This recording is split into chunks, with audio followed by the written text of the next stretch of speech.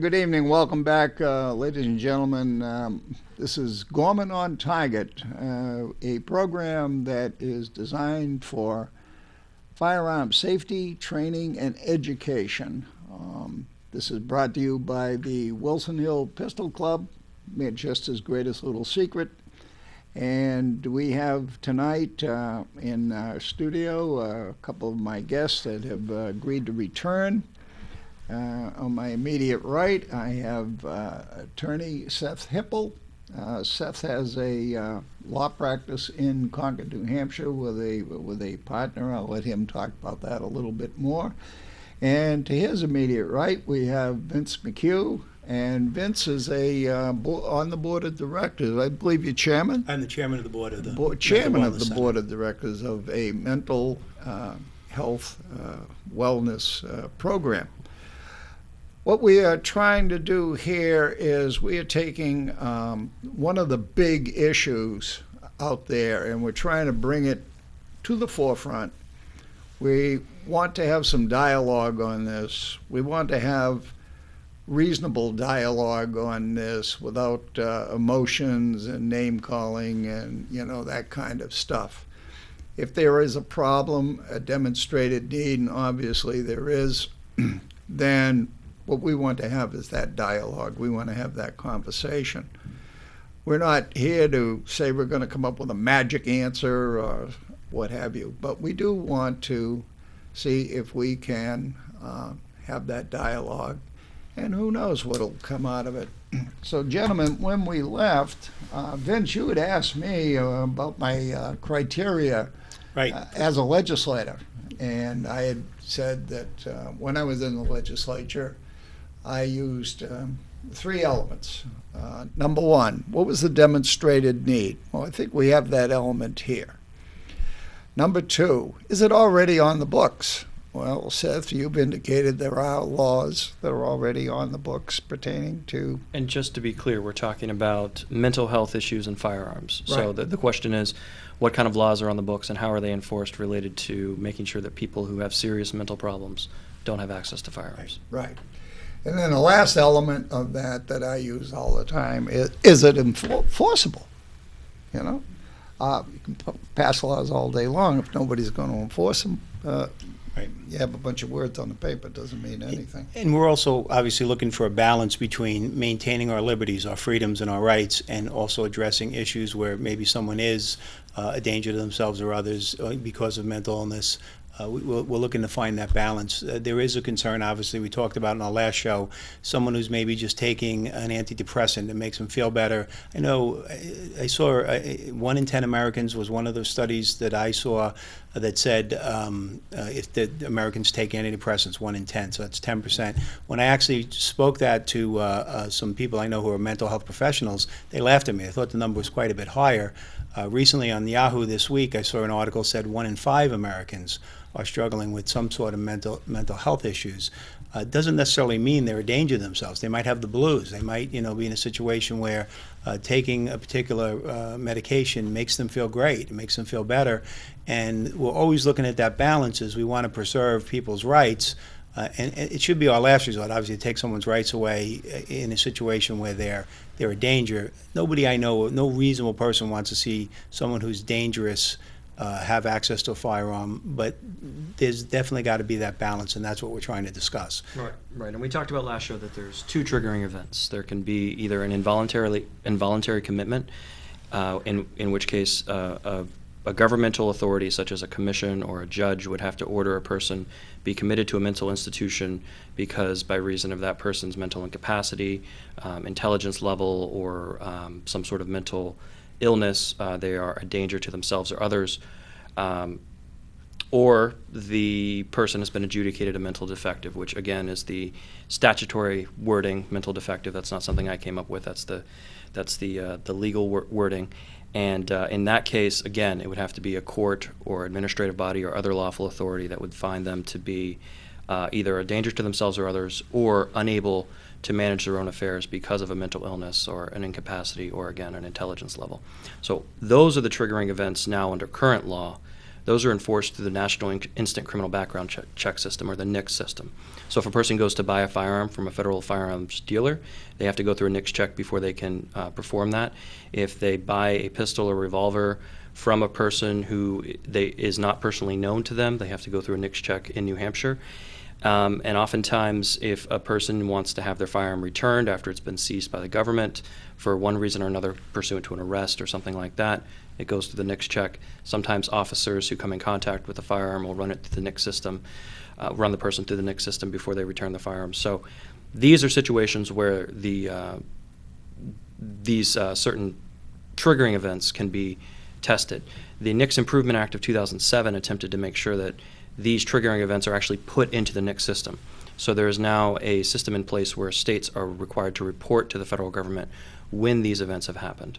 And of course, these are events that happen with government proceedings. These are not things that happen between you and your doctor. These aren't things that happen in your medical record. This is something where you're going to have a hearing in front of a board or commission or a judge. So what you're saying, what I hear you saying, is that when it comes to the question of is it already on the books, there seems to be a lot of law in place that regulates and controls these types of situations. Sure. One of the things I would say is I don't believe there's a law that would stop every tragedy that we've spoken about. There's been obviously some tragic events that have happened around the country. Sometimes I think people give the public a false sense that if we just had enough laws, nobody would be hurt. So obviously, I don't think that's an achievable goal. But I think having a dialogue, whenever we're in a democracy, or in our case, a republic, we need to have public discourse. And you said it earlier, without the name calling, without demonizing someone, but where reasonable people can get a topic like this out on the table, have a discussion, what's already exists. Because right now, I think a lot of people are very unsure of what the law says. That's one of the reasons, when we talked about this, I thought this would be a wonderful show to have reasonable people sit down and have a discussion. What does the law already say? What is the limit of that? Because we live in a free society. We have rights that we're very concerned that those rights are maintained as well. And you're always looking for that balance where somebody who takes an antidepressant just to feel better, there's no reason for that person to have their rights curtailed. And that's one of the things we're talking about today. So here we go with the heavy stuff. If you have a situation where we have laws in place, and we're speaking about adjudicating people in front of a judge or a commission who have lawful authority to proceed with some kind of a commitment. We have other situations that have come up. Sandy Hook, for example, is one. The Virginia Tech shooting is another one. So here you have cases of people who, in my opinion, my non-professional opinion, obviously have some deep-seated emotional problems. And for whatever reason, they acquire a firearm, either legally or illegally, and they take these frustrations or mental problems out on innocent people who are not involved in any way with their mental capacity. I'm not sure you can have a law in every situation that would prevent that. I mean, to some degree, there's been discussion on whether the fact that those schools were gun-free zones, that there wasn't an honest law-abiding citizen carrying a firearm to help protect. So that's a discussion I think should happen as well. Maybe not at this show, but that's maybe something that could be discussed. Do gun-free zones actually help or hurt the situation? It takes time for the authorities, for the police or other authorities to get on site, and oftentimes those shooting events are over quite quickly. So those are discussions that another show might be appropriate to have. Sure, and as you say, Vince, I mean, I'm not aware of any mass shooting in the last 5 years, maybe even longer, that has occurred in someplace other than a gun-free zone. We have the massacre at the premiere of the Batman movie. That was a gun-free zone. Virginia Tech was a gun-free zone. Wow. Sandy Hook was a gun-free zone. Columbine was a gun-free zone. So I'm not aware of any mass shootings that have occurred in places where firearms are not banned. And Right. I think that an intelligent, and these sociopathic killers are very intelligent, an intelligent shooter is going to pick a place where his victims are weak and unable to defend themselves, and gun-free zones are the perfect place for that. Sure, and that definitely should be part of the conversation. I didn't realize the movie theater was also a gun-free zone. It was a gun-free zone based on the policy of the theater, yes. Oh, and Policy of the theater, no firearms. Well, that is that's information that I did not know, but definitely a conversation that should happen. I think sometimes there's some people who never grew up around firearms or have never been involved with them, and they think that immediately a firearm is evil. In and of itself, it's a tool. I know many people have carried firearms all their life and have never drawn them in public or never been in a situation. But oftentimes, just the fact that it is available, we read time and time again where a firearm has actually stopped a crime rather than committed a crime. I don't think we get enough press when you see those situations. Yeah, on that one, Vince, you're absolutely right. We do not get proper press when firearms are used to protect the innocent or protect a person. You and I know that we have a class over in at the Wilson Hill Pistol Club where once a month, and Seth, you've been our attorney at that class for, God, more than we want to talk about. And we see people that come in there, and I'm thinking specifically now of single women. Sure. Older women, they're in their late 40s, 50s, 60s. Their husband has died, or they've divorced, or whatever. But for whatever reason, they find themselves in a situation where they are alone, and they're feeling nervous. Maybe there was some hooligans in the neighborhood or whatever. Maybe the guy's car across the street was stolen. But they feel vulnerable, and they want a firearm. And they come to our classes. And one of the things, as an aside, I got to say about the difference between men and women. When a man says, gee, I think I need a gun, so he goes down to the gun store and looks all over, talks to the clerk, and buys one. If a woman by herself says, I really think I need a gun, where's the nearest class? I think we should all want to have people be instructed in the safe use of firearms. So. Yeah, we do. And I love teaching that class, to tell you the truth. But getting back to a situation where this person is not going to abide by the law. Right. I mean, if you get to the point where you are going to shoot somebody, which is, it's not that easy, where you are going to shoot somebody, a law isn't going to protect you. Right. Not a bit.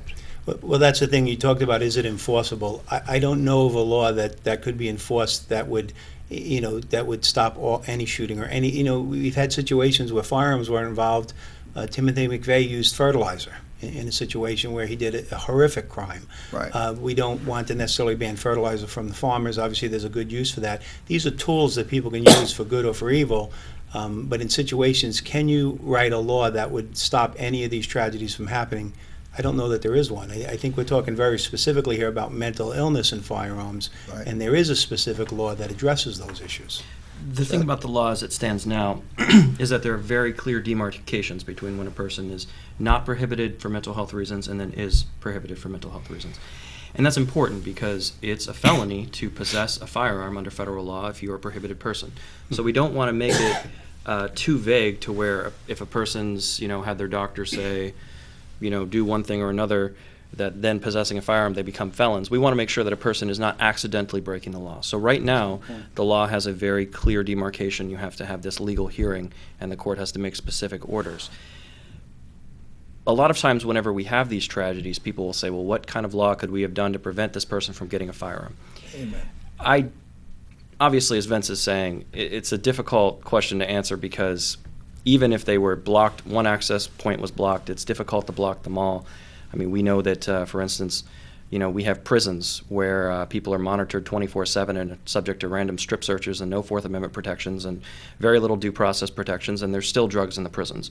So the idea that you're going to be able to prevent some sort of tool or substance from being in the general public is kind of a silly idea. But the other thing to keep in mind is if we were to move the demarcation line closer to then catch more people to say, okay, we're going to be extra careful and say, even if you're not necessarily a threat to yourself or others, we're still going to ban you from owning firearms just to be on the safe side. There's a problem with that, and the problem is Yeah. that on the other side of that, now you have an incentive for people who really aren't a danger to themselves or others, but do need some sort of mental health care. They need an antidepressant. They Right. need to talk to a psychiatrist or a psychologist. These people now are going to think twice about actually getting treatment Absolutely. because Yeah. they're concerned about being swept up into this Right. overly broad law, Yeah. which isn't good. That leads to a society with more mental health problems. So the intentions of the law, obviously, are not the only thing that matter when we're talking about enforcement.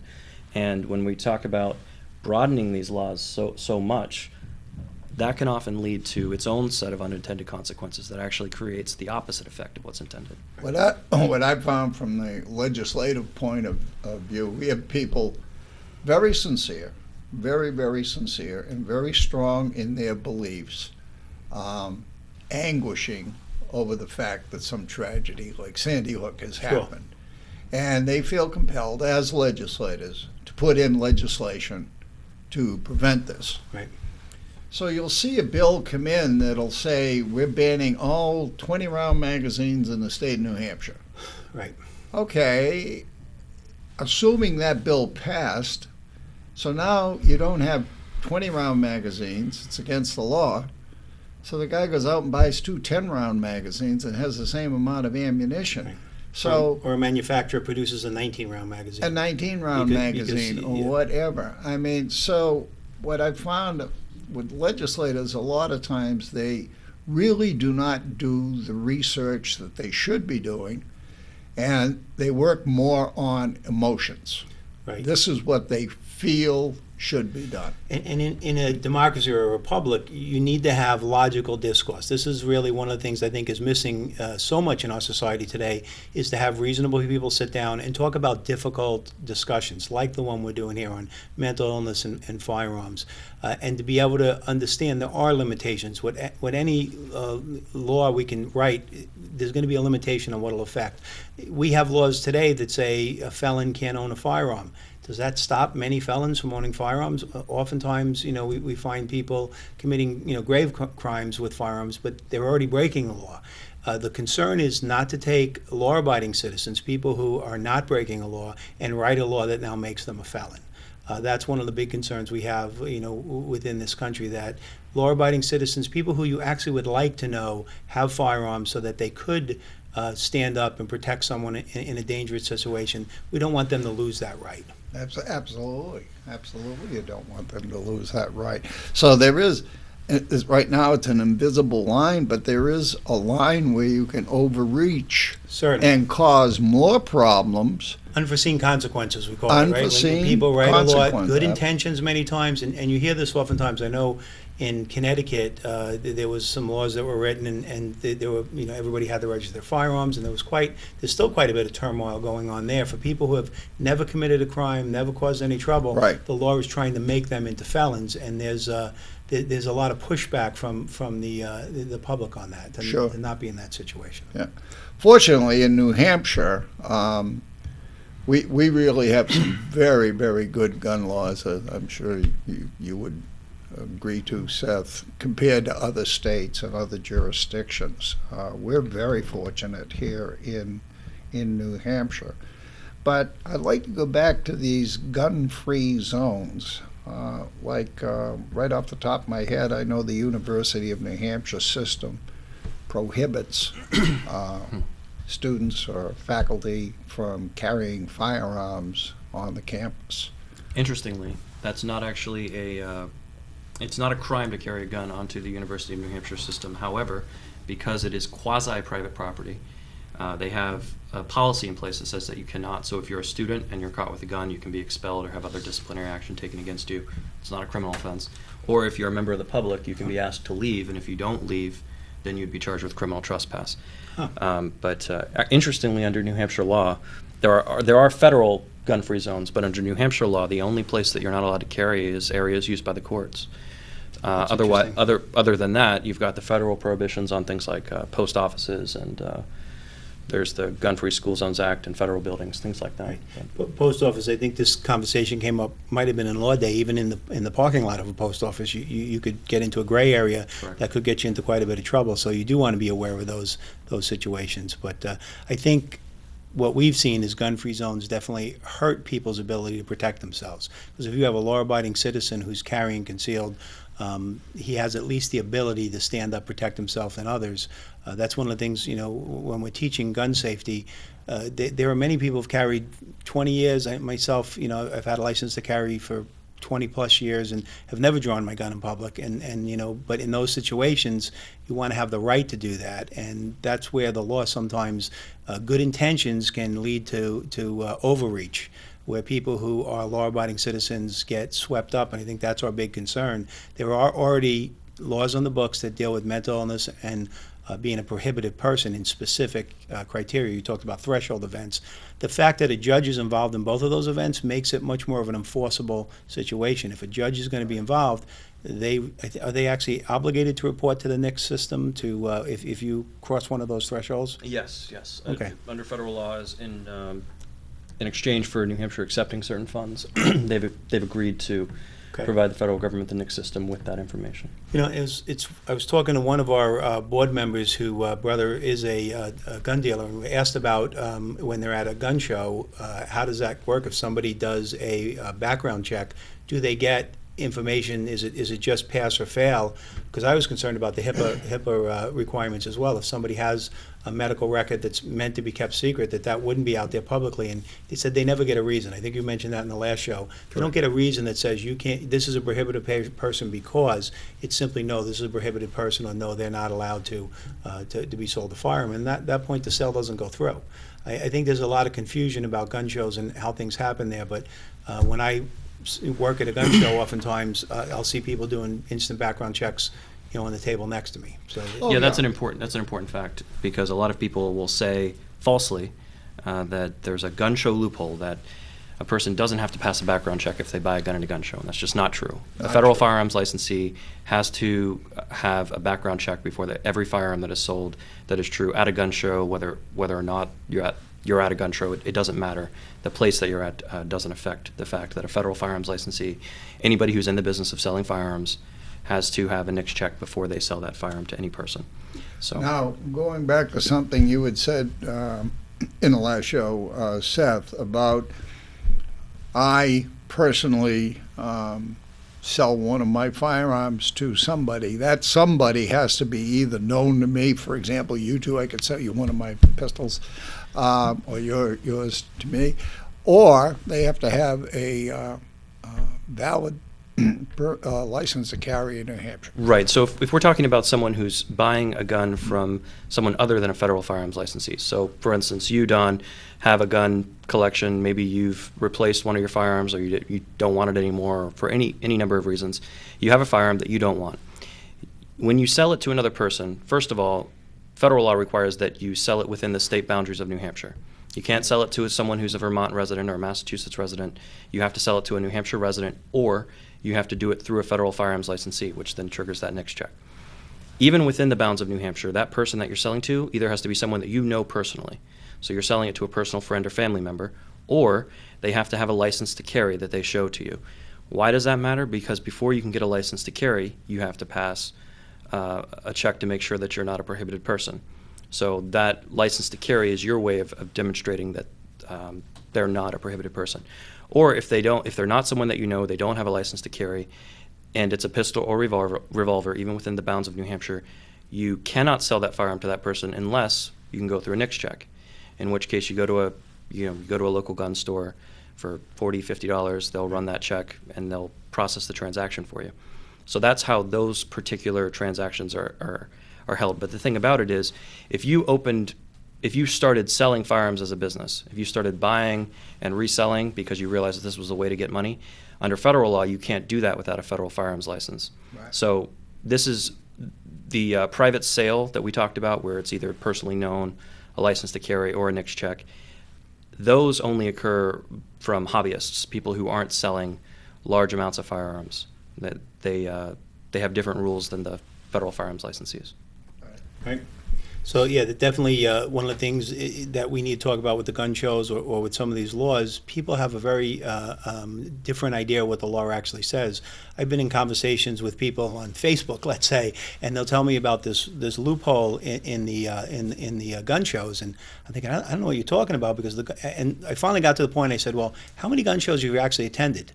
And it was a long pause there, and I said, well, I've never been to one. I go, well, being part of the Wilson Hill Pistol Club, we'll do a booth there to talk about instructions and safety training and law day, some of the things that we offer. And I'm around people who are selling firearms at gun shows, and they're always doing background checks. So I mean, that's really a misunderstanding that some people will talk about again and again. It's just not true. And it's interesting, a lot of times you'll hear statistics that say 15% or 20% of vendors at gun shows don't do background checks. Well, that's not so surprising when you consider that not everyone at a gun show is selling firearms. Some people are selling ammunition. Some people are selling scopes. Right. Some people are selling donuts. So obviously these people aren't going to be instituting background checks on their customers. We don't need background checks for donuts. Right. So Not yet. when you see these statistics that say that 20% of people at gun shows don't do background checks, you have to look a little further into that. Are we talking about all vendors, or are we talking about vendors that are only selling firearms? Yeah, you'll see a lot of history books. There'll be people selling history books or targets or other things that don't require a background check. Right. So, And again, this gets back to education, and Right. you two fellas have seen it with our law day class. People come in, the responsible people come in and say, I have this firearm. It was my grandfather's. He died. He left it to me. I don't know anything about it. I don't know how to load it. I don't know if it's safe. I don't know anything about it. But I'm here at class because I want to learn. it's great. That is the majority of people that we run into. Right. We don't run into these people who are trying to sneak around corners and down dark Right. alleys and this kind of stuff. And how do you control those type of folks? I mean, there's not a law. If there was a law that you could put in place that would stop felons from owning firearms, we would have it. But I mean, in the situation we're in today, writing a law that's going to stop someone who is not a felon from carrying one is a bigger concern, because those are the honest people that you'd like to see be able to carry a firearm to protect themselves or others.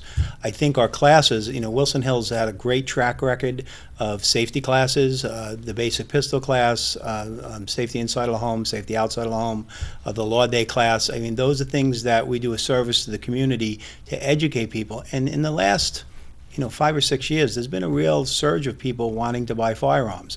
I know right now there are situations in the United States, we're waiting for a grand jury to come back with a ruling on a situation in St. Louis, and there's a lot of been concern about safety. So Wilson Hill definitely has a great safety record. Yeah, they really do, and I'm very happy to say I'm proud to be a part of that. I know you are, Seth. You've been down there on Saturdays, giving up time with your family and whatever. We're going to wrap up here pretty soon. Any last comments, thoughts, quickly? I'm happy that we have a discussion like this. I think in a democracy or republic like we are, we have to be able to have these conversations, have thoughtful discussion without name calling, and I really appreciate the opportunity to come in and talk. Thanks for having me, Don. All right, very happy to be here. This is Gorman on Target, a program dedicated to firearm safety, training, and education. Hopefully this has been educational for you folks. And with that, we're going to sign off. Hope to see you again. Keep safe shooting. Thank you.